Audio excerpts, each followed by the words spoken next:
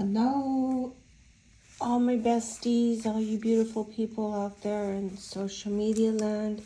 Day 16 of the 1 Year Bible and tea time. Today it's black cherry berry tea, and I've already showed you the packaging before. It's by Celestial Seasonings, and today my beautiful cup is courtesy of my beautiful niece, Stacy. She went to Hawaii over the summer, I believe, and she brought her auntie a cup from Hawaii because they know that when I travel, most people that know me know when I travel, see it says Hawaii, I try to stop by all the Harley dealers and get a shot glass, a t-shirt for the honey, a mug, and a magnet.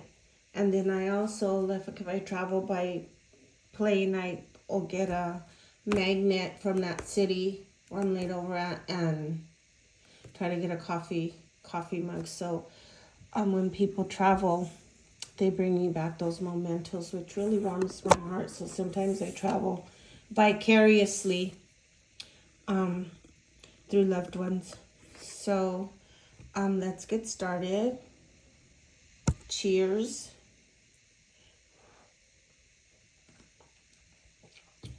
January 16th, we're reading from the book of Genesis, chapter 32, verse 13 through chapter 34, verse 31. Jacob stayed where he was for the night.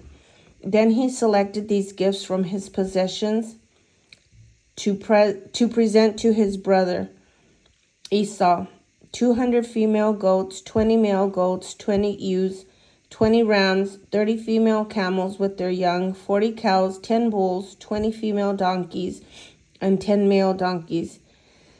He divided these animals into herds and assigned each to different servants. Then he told his servants, "Go ahead of me with the animals, but keep some distance between the herds."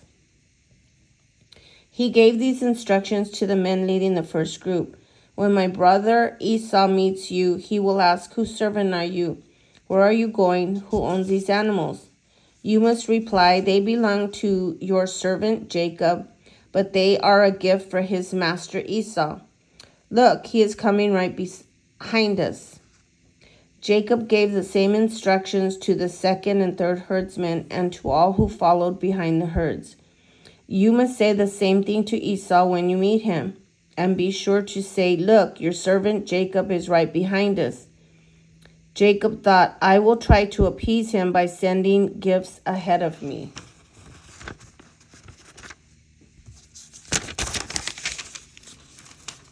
"When I see him in person, perhaps he will be friendly to me." So the gifts were sent on ahead, while Jacob himself spent that night in the camp. During the night, Jacob got up and took his 2 wives, his 2 servant wives, and his 11 sons, and crossed the Jacob River with them. After taking them to the other side, he sent over all his possessions. Excuse me.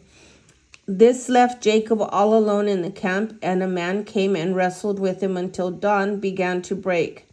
When the man saw that he would not win the match, he touched Jacob's hip and wrenched it out of his socket. Then the man said, "Let me go, for the dawn is breaking." But Jacob said, "I will not let you go unless you bless me." "What is your name?" the man asked. He replied, "Jacob." "Your name will no longer be Jacob," the man told him. "From now on you will be called Israel, because you have fought with God, with men, and have won."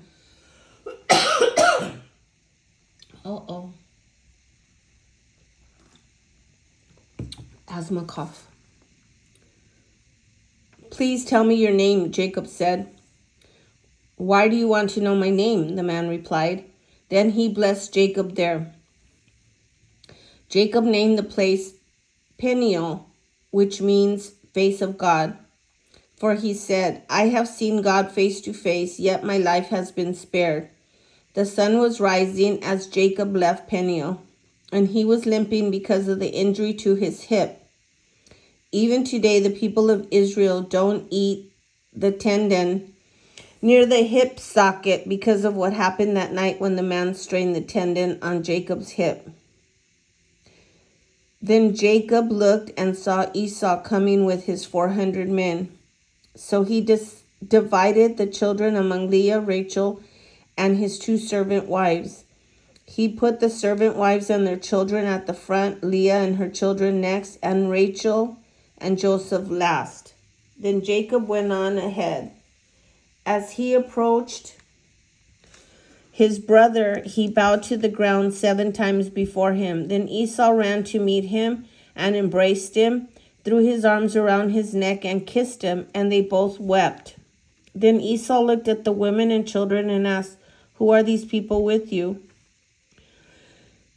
These are the children of God. These are the children God has graciously given to me, your servant, Jacob replied. Then the servant wives came forward with their children and bowed before him. Next, Leah with her children, and they bowed before him. Finally, Joseph and Rachel came forward and bowed before him.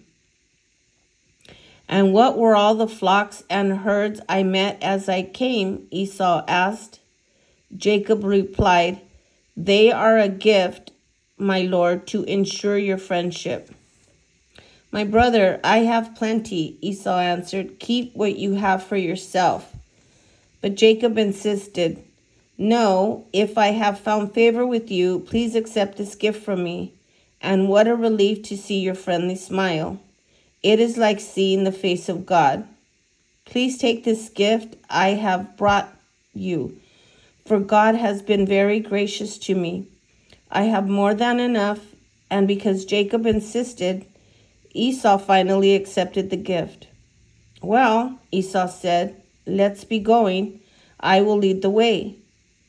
But Jacob replied, You can see, my lord, that some of the children are very young, and the flocks and herds have their young too.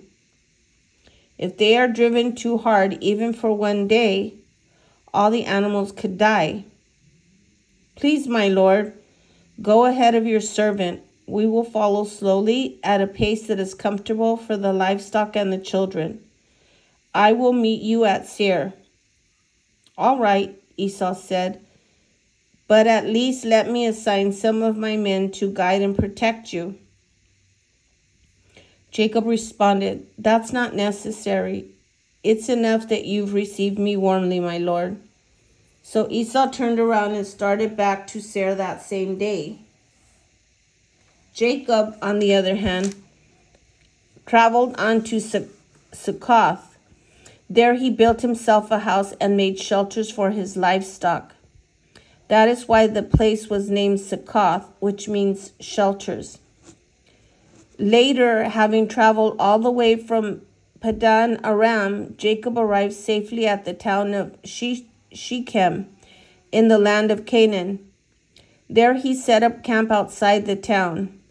Jacob bought the plot of land where he camped from the family of Hamor, the father of Shechem, for 100 pieces of silver.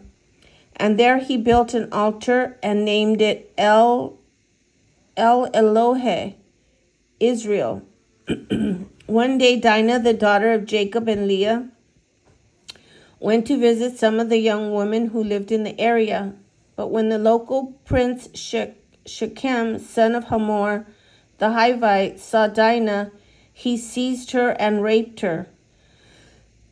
But then he fell in love with her, and he tried to win her affection with tender words. He said to his father Hamor, Get me this young girl, I want to marry her.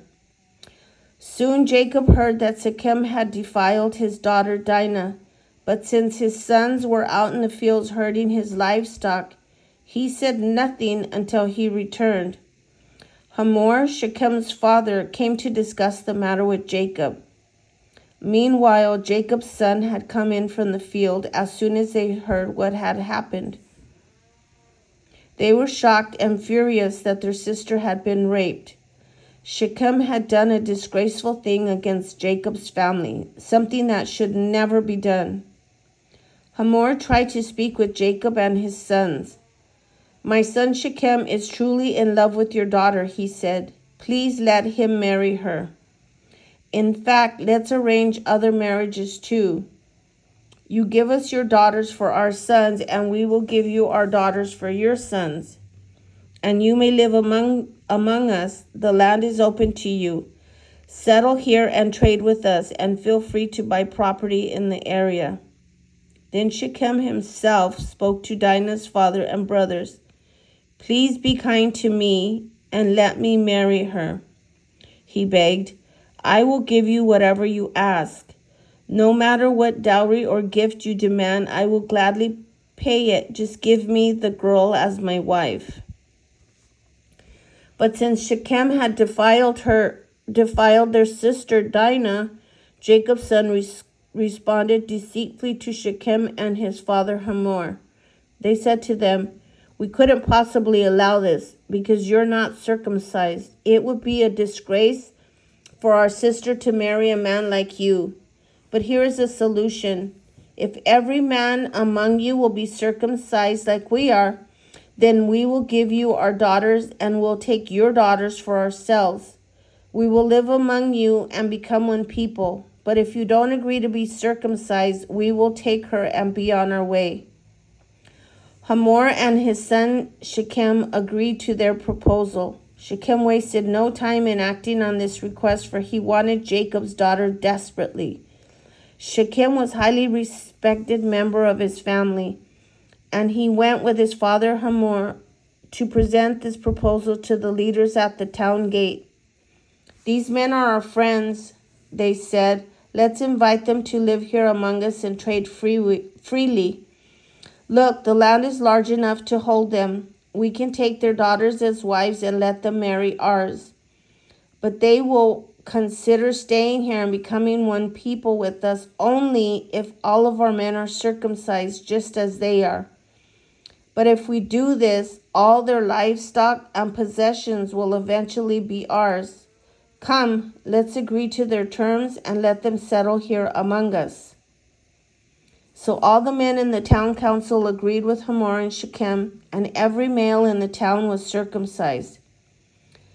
But 3 days later, when their wounds were still sore, 2 of Jacob's sons, Simeon and Levi, who were Dinah's full brothers, took their swords and entered the town with opposition. Then they slaughtered every male there, including Hamor and his son Shechem. They killed them with their swords, then took Dinah from Shechem's house and returned to their camp. Meanwhile, the rest of Jacob's sons arrived, finding the men slaughtered. They plundered the town because their sister had been defiled there. They seized all the flocks and herds and donkeys, everything they could lay their hands on, both inside the town and outside in the fields. They looted all their wealth and plundered their houses. They also took their little children and wives and led them away as captives. After Jacob said to Simeon and Levi, "You have ruined me. You made me stink among all the people of this land, among all the Canaanites and Perizzites. We are so few that they will join forces and crush us. It will be ruined. I will be ruined, and my entire household will be wiped out. But why should we let him treat our sister like a prostitute?" they retorted angrily. From the book of Matthew, chapter 11, verses 7 through 30. As John's disciples were leaving, Jesus began talking about him to the crowds. "What kind of man did you go into the wilderness to see? Was he a weak reed swayed by every breath of wind? Or were you expecting to see a man dressed in expensive clothes? No, people with expensive clothes live in palaces. Were you looking for a prophet? Yes, and he is more than a prophet. John is the man to whom the scriptures refer when they say, "Look, I am sending my messenger ahead of you, and he will prepare your way before you." I tell you the truth, of all who have ever lived, none is greater than John the Baptist. Yet even the least person in the kingdom of heaven is greater than he is. And from the time John the Baptist began preaching until now, the kingdom of heaven has been forcefully advancing, and violent people are attacking it. For before John came, all the prophets and the law of Moses looked forward to their present time. And if you are willing to accept what I say, he is Elijah, the one the prophets said would come. Anyone with ears to hear should listen and understand.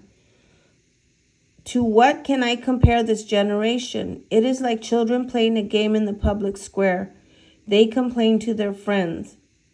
We played wedding songs and you didn't dance. We played funeral songs and you didn't mourn.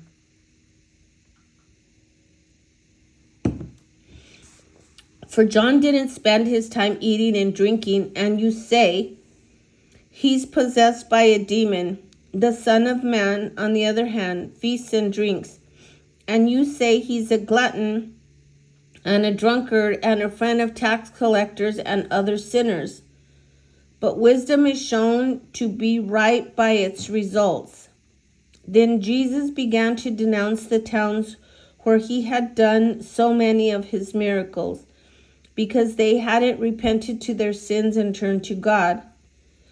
What sorrow awaits you, Chorazin and Bethsaida?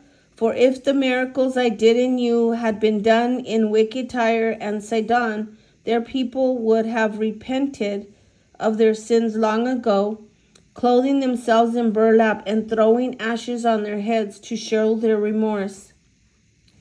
I tell you, Tyre and Sidon will be better off on Judgment Day than you. And you people of Capernaum, will you be honored in heaven? No, you will go down to the place of the dead. For if the miracles I did for you had been done in wicked Sodom, it would still be here today. I tell you, even Sodom will be better off on Judgment Day than you.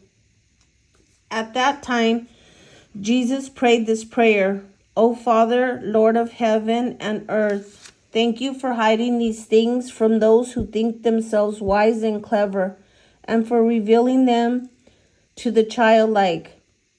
Yes, Father, it pleased you to do it this way. My Father has entrusted everything to me.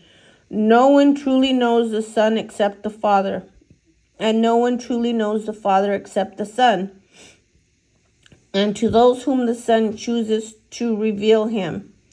Then Jesus said, Come to me, all of you who are weary and carry heavy burdens, and I will give you rest.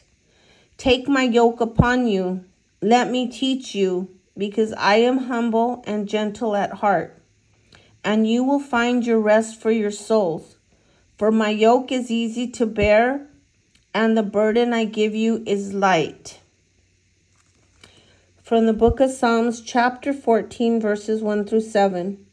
Only fools say in their hearts, there is no God. They are corrupt and their actions are evil. Not one of them does good. The Lord looks down from heaven on the entire human race. He looks to see if anyone is truly wise, if anyone seeks God. But no, all have turned away. All have become corrupt. No one does good, not a single one. Will those who do evil never learn? They eat up my people like bread and wouldn't think of praying to the Lord. Terror will grip them, for God is with those who obey him. The wicked frustrate the plans of the oppressed. But the Lord will protect his people, who will come from Mount Zion to rescue Israel. When the Lord restores his people, Jacob will shout with joy, and Israel will rejoice. And lastly, from the book of Proverbs, chapter 3, verses 19 through 20.